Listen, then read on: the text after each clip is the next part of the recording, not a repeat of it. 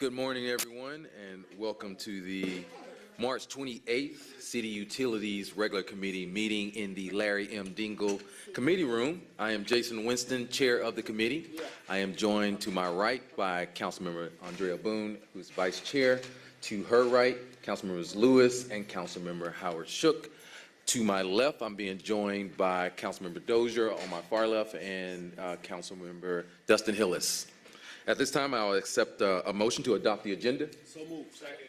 Motion by Lewis, second by Dozier. Mr. Johnson, can you please open the vote?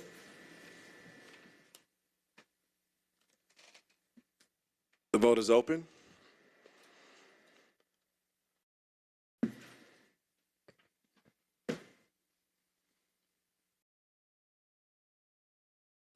The vote is closed. 6 yeas, 0 nays. The agenda has been adopted. Thank you. At this time, I will accept a motion to approve the minutes. So moved. Got a motion by Hillis, second by Lewis. Mr. Johnson, can you please open the vote? The vote is open. The vote is closed. 6 yeas, 0 nays. The minutes have been approved. Thank you. Next, we will have public comment. See, we have signed up today. The first public speaker is Ms. Kimberly Brooks. Ms. Brooks. Ms. Brooks, all right. The next speaker is Brother Anthony Muhammad. Brother Muhammad.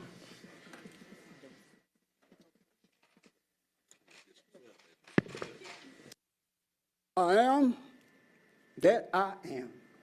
A nigger, king of kings, committed indigenous antiquity. And I call on the mama of the cosmos. I call on the mama of the cosmos who is the original energy, feminine energy of the universe. I call on the mama of the cosmos to wake up the miseducated Negroes of the 21st century. The first physical manifestation of energy on earth was a feminine energy, dark, antimatter. The original energy must return to the knowledge of the elements of nature for the benefit of the duality and the polarity of the feminine and masculine energy working in balance. I call on these, simply said, because we live in the Aquarius age, information age. The water in the Antarctica is melting. We have a genetic coding that allow us to awaken to our Acoustic records. The mama said, I give you soul for energy. I give you the knowledge of the Acoustic record. The father of the earth, who wants you to know I give you the spiritual energy to all human beings. He give you the spiritual energy to you, dark matter, antimatter, feminine, masculine energy. And you must recognize that we have a problem here in North America. We have a problem here in Turtle Island. You got the president, Mr. Joe Biden, and his Kamala Harris, vice president over in the continent they call Africa.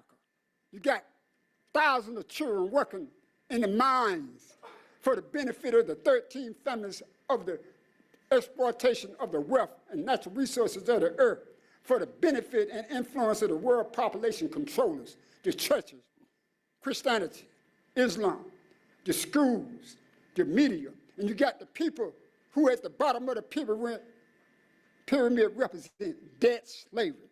The voice has to come from you politicians. If you're going to have Ms. Harris over in the Congo, the richest part of the earth of minerals, and Mr. Biden wants those minerals to make e-cars, electric cars, and use old children who've been fighting for almost 100 years to get freedom, justice, and equality. That's what the body, our principle represents. And you feminine energy, you're supposed to be the voice for the civilization. You're supposed to be the voice for the people to teach their education. But are you going to waken up? So I call on you, Mr. Ossoff, Mr. John Ossoff. I don't know how to pronounce that senator's name. But I know you know Senator Walnut. How can you let our country be exploited? Mayor, how can you let the continent of Africa be exploited? Mayor, as you know, you let $10 million in emergency runners essentially go back to the federal government. So how you legislators are not going to be able to speak out for the benefit of the righteous who are not having access to fairness, justice, and equality? I greet you as I did not greet you. Assalamu alaikum, Ma'at Metrat Hotel, Ashe, and Ashe. And thank you, Mr. Shook, for your support. at the full council meeting. Thank you, Brother Muhammad. Next, we'll have Patricia Creighton. Patricia Creighton. Good. Everybody, I'm Patricia Creighton, General Manager of People TV since 2016, and I am here today to speak on behalf of People TV. People TV managed public access television for the city of Atlanta for 35 years plus. We operated for years without a contract or proper representatives placed on the board by the city. It has been over 10 years since anyone has been placed on the board by the city. In 2017, the city put out an RFP that didn't go well, being awarded to someone that was not able to fulfill the requirements. The operation came back to People TV with one exception. The $75,000 allocated for equipment and upgrades was not given to People TV. I ask that you do right by People TV today and release the $75,000 that will level the playing field and enable us to upgrade our equipment. People TV is a teaching facility, and our equipment is handled by many people daily. The city of Atlanta announced now they want a new brand of public access media, Atlanta's Community Media Center. And we have been compared to PhillyCam and other public access stations across the nation. That's like comparing apples to lemons. PhillyCam's budget is 10 times more than People TV's. People TV's allotment is $180,000 a year, which over half goes to rent at 190 14th Street. The disposition, I'm sorry, did somebody really want me? They've been calling. The city of Atlanta wants champagne on a beer budget without support or help to People TV to reach that goal. The city has not placed anyone on the board for over 10 years. Last year, when the contract with People TV ended and the city assumed the signal for 6 months, the responsibility of public access, which was against the franchise agreement, the process failed and People TV was once again operating public access. What I would like for the city to do with the amendment of the contract on June the 6th, we have an option to renew the contract 1 year. I would ask for you to please do that. Give us a chance. Also, the $75,000 that we need to upgrade our equipment and place people on the board so we all can have that Atlanta Community Media Center that you look for. And I also like to close with this. One who is connected to the energy stream is more powerful than a million who are not. And two who are harmoniously focused and connected to the energy stream brings about a co-creative endeavor that cannot be matched by anything else in all the universe. Thank you. Thank you. Thank you, Ms. Creighton. Thank you all our public commenters today. At this time, we'll sound items for our ordinance for first reading. Section F, ordinance for first reading. Item number 1, 23-01182. An ordinance by City Utilities Committee authorizing the Chief Financial Officer to amend the FY 2023 Series 2021 Water and Wastewater Commercial Paper Notes in the amount of $3,500,000.00 to transfer funds from the 2021 Water and Wastewater Commercial Paper Notes for appropriations and add funds to the small meter installation project and for other purposes. Item number 2, 23-01183. An ordinance by City Utilities Committee to authorize the mayor or his designee to execute the third amendment to Agreement FC 7383C, Architectural, Engineering, and Design Services with BGR2 Joint Venture on behalf of the Department of Watershed Management to extend the term of the agreement retroactively effective from February 8th, 2022 through May 26, 2022, and to ratify services rendered and authorize payment of invoices issued pursuant to Task Order 92 for Entrenchment Creek WRC decommissioning and South River DRC Primaries Project and Task Order number 61 for Guaranteed Energy Savings Performance Contract Program Technical and Compliance Support Services Project from February 8, 2022 through May 26, 2022, an amount not to exceed $233,619.50. All contracted work will be charged to and paid from the fund, department, organization, and account numbers listed herein and for other purposes. Item number 3, 23-01184.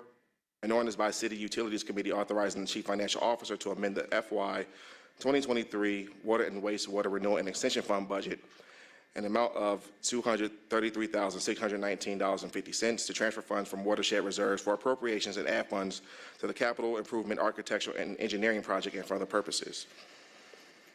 Thank you, Mr. Johnson. Now we'll sound our regular agenda items, ordinances for second reading.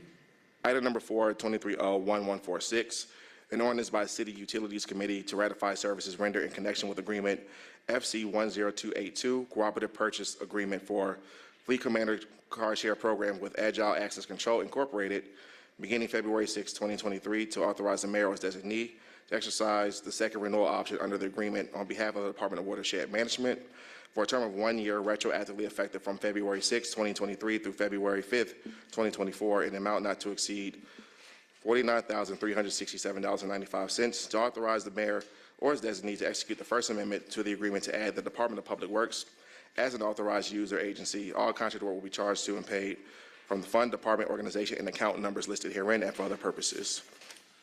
I believe we'll have Director Horton speaking to this item.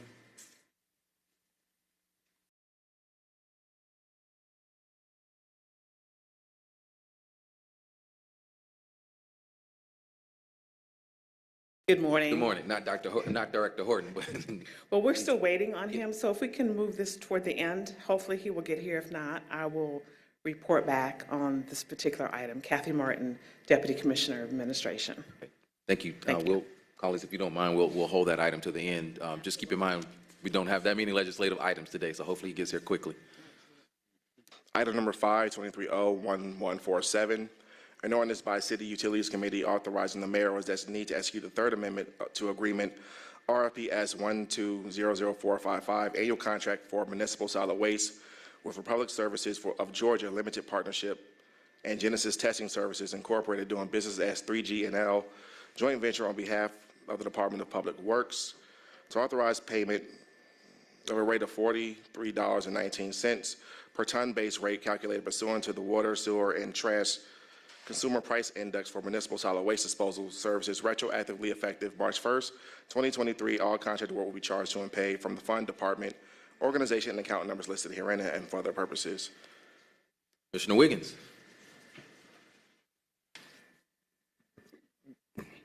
Good morning, Chairman Winston and committee members.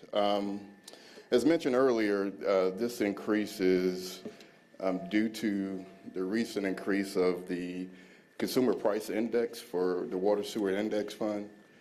This increase is roughly 5%. And much like the challenges that we're having in Public Works with the increase in fuel and parts and supplies, the vendor is suffering from the same issue. So therefore, staff recommends approval of the increase. Comments or questions from my colleagues? Councilmember Shook. I'm going to support this because I have to. But I know the department was committed to looking at long-term options. How's that review? Is there any kind of review going? So, this is not an emergency contract, Councilman Member, but I understand what you're asking is, how do we regulate the increase in fees? I prefer the model for the Consumer Price Index because it's more scientific. It's actually based on the market as opposed to building escalators into the contract that aren't commensurate with a true cost. When we take that approach, oftentimes the economy may not behave according to that set price increase. So the Consumer Price Index gives us some scientific way of approving these requests. Well, and I don't disagree with that methodology that assumes that we, remain in a posture where we're paying someone to come, pick up our stuff and it goes to a landfill. But our department, are there other models out there worth considering? From time to time in the past, the city has taken a look at some other strategies, and we've always opted not to do it. Yes, sir. So, based on my previous experience, it's typically the language of the contract automatically allows for that increase.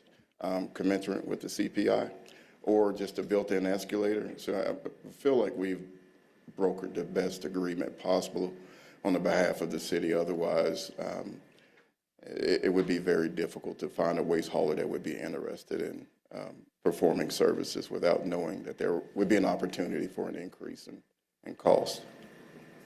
Okay, thank you. Councilmember Lewis. Where all is this organization collecting waste?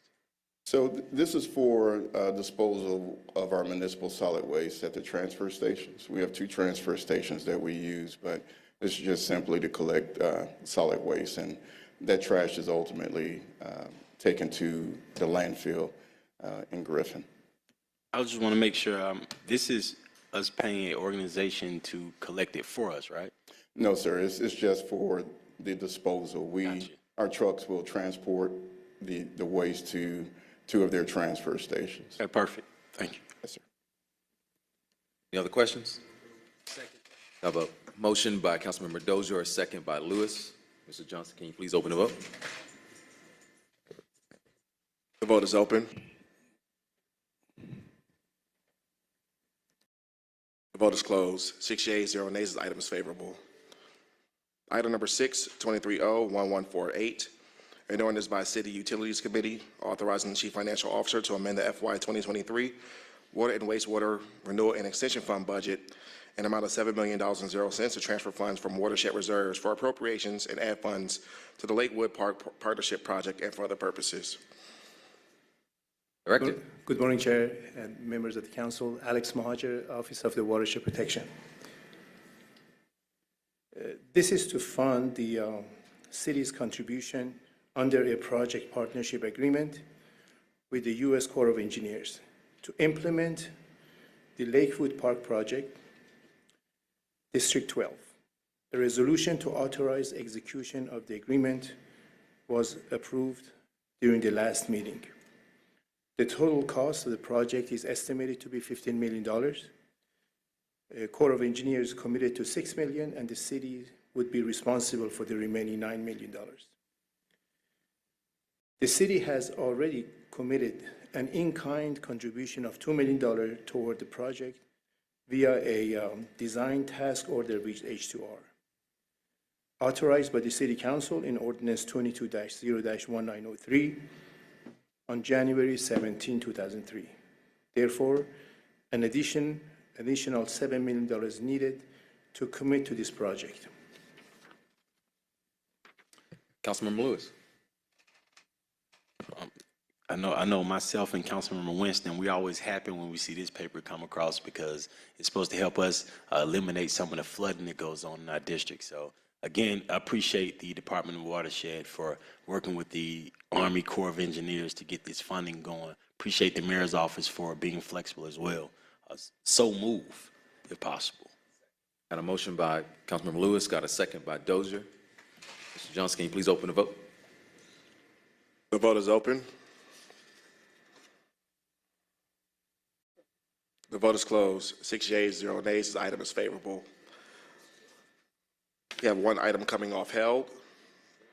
Item number 10 on page 4, 23R3102, a resolution by City Utilities Committee authorizing the mayor as designee to execute an agreement for RFBC 1220246, Greens Ferry Floodplain and Stream Restoration Project with Kawit Athena, a joint venture comprised of Kawit Infrastructure South Company and the Athena Construction Group Incorporated on behalf of the Department of Watershed Management for a term to commence from the date a notice to proceed is issued for a period of 18 months, an amount not to exceed $9,229,091.50. All services will be charged to and paid from the account numbers listed herein and for other purposes. And Mr. Chair, this item will need to be amended. The amendment will attach the opera report to the legislation. Colleagues, you have the amendment in your package today. The IPRO report is attached. Dr. Mohajer, do you want to speak to this before we open up a vote? Yes. Good morning, Chair and members of the council. Yes, I have a couple of lines that I would like to review. This is to authorize a contract award for the construction of the Greens Ferry floodplain restoration project to Kawit Athena joint venture. This is a 9-acre project along the Troy Street and Joseph E. Boone Boulevard in the historic Hunter Hill neighborhood, which is in the Prague Creek Watershed, District 3. And this is located in the previously combined sewer basin, which is a 100-year floodplain. And the creek has experienced extremely high flow volumes and velocities during the various rain events. This project will restore the natural floodplain, stream channel, and riparian buffer to its overgrown, degraded, and channelized section of the Proctor Creek at the Greens Ferry tributary, which is more than 1,500 linear feet, and provides more than 5 million gallons of stormwater storage capacity to reduce localized flooding. And this would create the first publicly accessible green space for the Hunters Hills neighborhood. This is one of the several green infrastructure projects being funded in part by the Innovative Environmental Impact Bond that aims to improve the health and resilience of West Side communities. Execution of this contract and implementation of the project will fulfill the obligation set forth in the bond agreement and its commitment to community and stakeholders. The residents of the historic Hunter Hill have been fully engaged in this project and are eagerly supportive. Thank you. Got a motion to amend, Councilmember Shook. Second. And a second by Dozier. Mr. Johnson, can you please open the vote? The vote is open.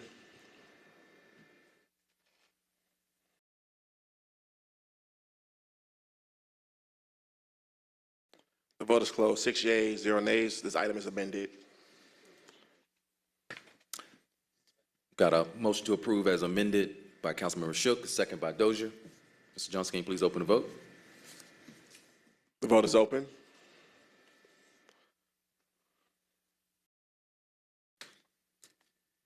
Vote is closed. 6 yeas, 0 nays. This item is favorable as amended. Mr. Chair, that takes us back to item number 4. Yes, is Director Horton not here yet?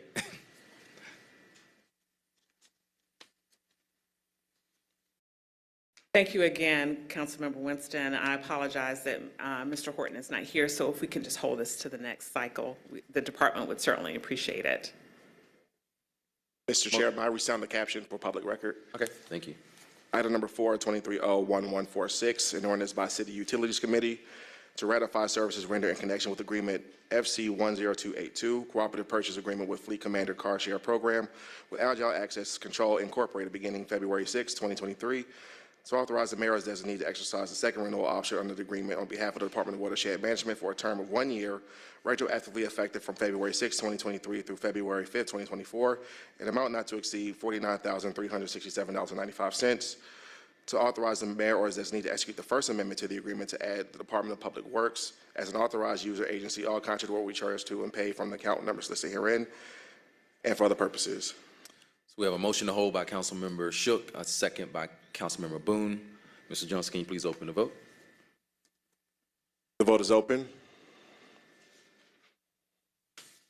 The vote is closed. 6 yeas, 0 nays. This item is held in committee. And Mr. Chair, that concludes our legislative items for today. Thank you. Colleagues, we were due to get a report on March the 31st from Department of Public Works about the cost study for street-based sanitary services and general common good sanitary services, and I believe if Commissioner Wiggins is still here, he was going to provide a quick update on this. Thank you. Good afternoon again. Good morning again. Chairman Winston, as you mentioned, the Department of Public Works mid-year last year was asked to conduct a common good and sanitary-based study. The initial request is that that study be completed within a 12-month time frame. And in discussion with the Department of Procurement during that time, we understood that the complications would providing the proper wording in the contract with identifying a firm that's capable of performing this level of work. We knew that it was impossible to get the study completed within 12 months. Not only that, we experienced seasonal expenses and seasonal staffing that we wouldn't realize in that short period of time. We've been working with the Department of Procurement and the Department of Law to get the language together and to have the contracts executed. We've done that. The first read for the legislation will occur on the 25th, and hopefully we will have approval by the 1st of May and execute the contract by the 15th of May. And we are looking to receive the first report from the contractor by the 15th of June. Questions? So first report, how many reports are there? So it should be the first report and the final report, Councilmember Shook. We would be happy to provide a report midway through the process, but the first report should just be a quick analysis of their initial findings, and should they find any additional information that may reduce or increase the scope of work. Because probably what will happen is the contents of that first report will probably prompt questions, and then there may be a need for some follow-up. But thank you. Yes, sir. Yes. Any other questions? So just to be clear, this won't, before the sunset in 2 years, we don't expect any delays in having a recommendation there. No, sir, we don't expect any delays moving forward. All right. Well, thank you, Commissioner Wiggins. Thank you. Colleagues, that's the end of our legislative items. If you have any comments, sir.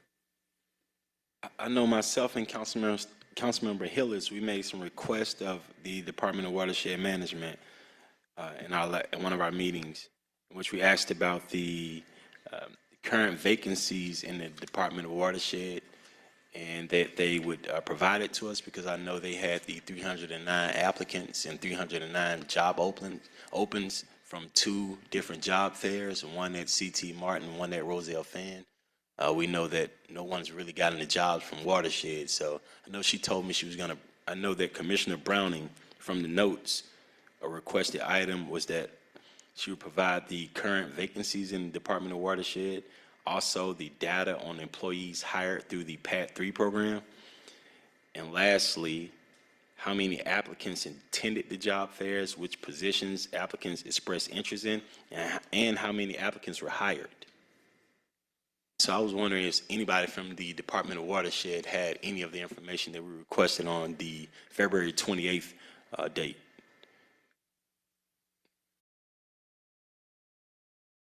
Good morning again, Kathy Martin, Deputy Commissioner of Administration. Thank you, Councilmember Lewis. We have the notes. Unfortunately, the commissioner's not here today. However, I will follow up as soon as I get back to the office to make sure we can get this to you and all the council members in writing ASAP. And the only reason why is because I know I like the work that we're trying to get done, and especially with the summer months coming up, with the seasons changing, I need if the department is staffed up, we need to know, because the numbers say that we have 309 vacancies from the 2 job fairs. They had well over the amount of, in just my job fair by itself, 309 people applied to Watershed jobs. And so not one person got a job. And so I'm just trying to see what she told. In the last meeting, I was told that the jobs are already filled.